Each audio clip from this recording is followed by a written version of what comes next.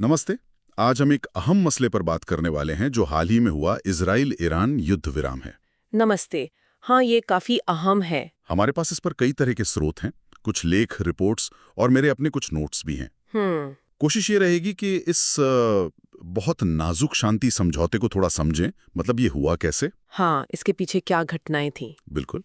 और अभी क्या चल रहा है, जमीन पर क्या स्थिति है। सही। शुरुआत एक ऐसी खबर से करते हैं जिसने सच कहूं तो सबको चौंका दिया था। कौन सी? यही कि 12 दिन तक तो तनाव एकदम चरम पर था और फिर अचानक 23 जून को अमेरिकी राष्ट्रपति डोनाल्ड ट्रंप ने घोषणा कर दी पूर्ण और समग्र युद्ध विराम की। हाँ, ये वाकई चौंकाने वाला था सबके लिए। तो चलिए इसी पर थोड़ी गहराई से बात करते हैं। बिल्कुल। तो एक्सपर्ट, ये युद्ध विराम 23 जून को घोषित हुआ, लेकिन ये जो 12 दिन का संघर्ष था ये शुरू कैसे हुआ था?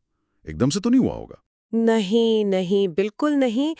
जैसा कि रिपोर्ट्स बता रही हैं, इसकी शुरुआत लगभग 13 जून के आसपास हुई। अच्छा। जब इजराइल ने ईरान के जो परमाणु ठिकाने हैं और मिसाइल ठिकाने, उन पर एक बड़ा ऑपरेशन लॉन्च किया। नाम दिया था उसको operation rising lion. Rising lion, okay. हाँ, और इसमें सिर्फ हवाई हमले नहीं थे। रिपोर्ट्स ये भी कह रही हैं कि मोसाद, इजराइल की जो खुफिया एजेंसी है, हाँ, वो तो जानी जाती है अपनी कार्रवाइयों के लिए। बिल्कुल, तो उनके गुप्त ड्रोन हमले और शायद कुछ अंदरूनी तोड़फोड़ भी इसमें शामिल थी। यानी एक बड़ा प्लान किया हुआ हमला। हाँ। तो जाहिर है ईरान चुप नहीं बैठा होगा। अरे बिल्कुल नहीं, कैसे बैठ सकता था। ईरान ने भी फिर जवाबी कार्रवाई की। उन्होंने इजरायली शहरों को निशाना बनाया, जैसे बेरशेबा है, तेल अवीव है। अच्छा। इन पर मिसाइलें दागी, ड्रोन हमले किए और इसमें नागरिकों को नुकसान पहुंचने की भी खबरें आईं।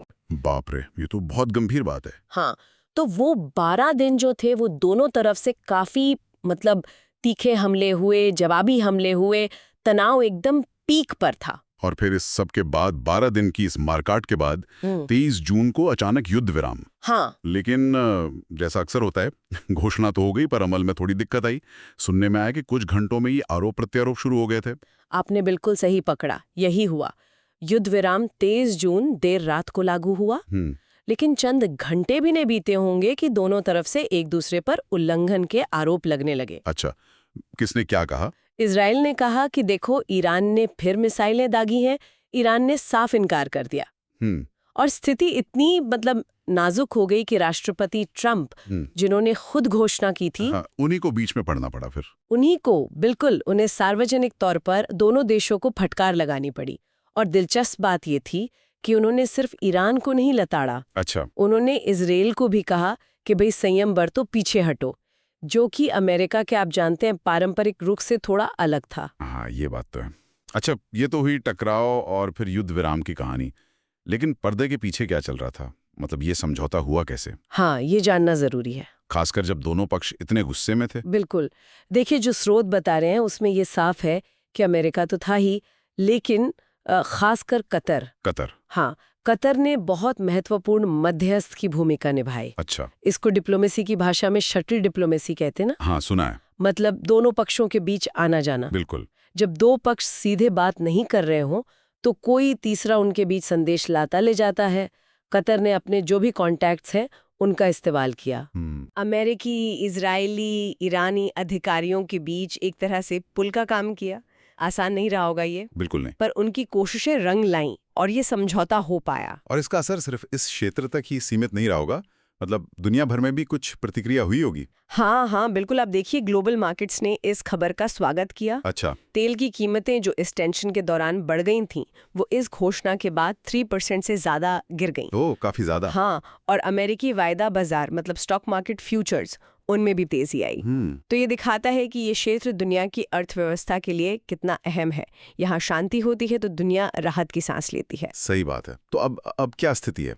शुरुआती आरोपों के बाद अब जमीन पर क्या हो रहा है? क्या ये युद्ध विराम टिकाऊ लग रहा है? देखिए, तकनीकी तौर पर तो युद्ध विराम अभी भी लागू है, मतलब ऑफिशियली तो है, लेकिन जमीनी हकीकत ये है कि स्थिति अभी भी बहुत बहुत नाजुक है, अस्थिर है। अच्छा। छोटे मोटे उल्लंघन के आरोप अब भी कभी कभार सुनने में आ जाते हैं दोनों तरफ से। तो मतलब भरोसा भी बना नहीं है पूरी तरह। बिल्कुल नहीं। भरोसे की बहुत कमी है और ये एक तरह से आप कह सकते हैं तलवार की धार पर चलने जैसा है, कभी भी कुछ भी हो सकता है। तो फिर इसका भविष्य, मतलब ये टिका रहे, इसके लिए क्या जरूरी है, क्या शर्तें हैं? हाँ, कुछ बुनियादी चीजें हैं जिन पर यह निर्भर करेगा।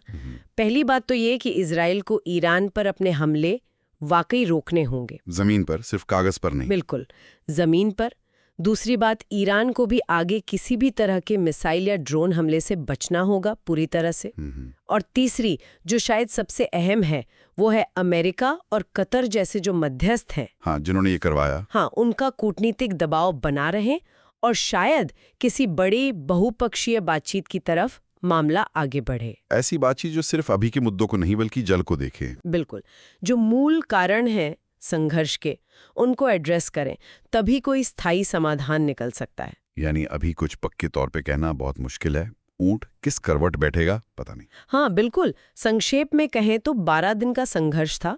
अंतर्राष्ट्रीय कोशिशों से युद्ध विराम हुआ, लेकिन ये बहुत कच्चा है, नाजुक है, भविष्य अनिश्चितताओं से भरा हुआ है। और यहीं से वो एक बड़ा सवाल खड़ा होता है, जिस पर शायद सबको सोचना चाहिए। क्या ये युद्ध विराम, क्या ये वाकई इस क्षेत्र में स्थायी शांति की तरफ एक पहला गंभीर कदम है, या फिर ये आने वाले किसी और बड़े टकराव से पहले का एक छोटा सा ब्रेक है, एक अस्थायी ठहराव? ये सोचने वाली बात है। हाँ, ये देखने वाली बात होगी आगे।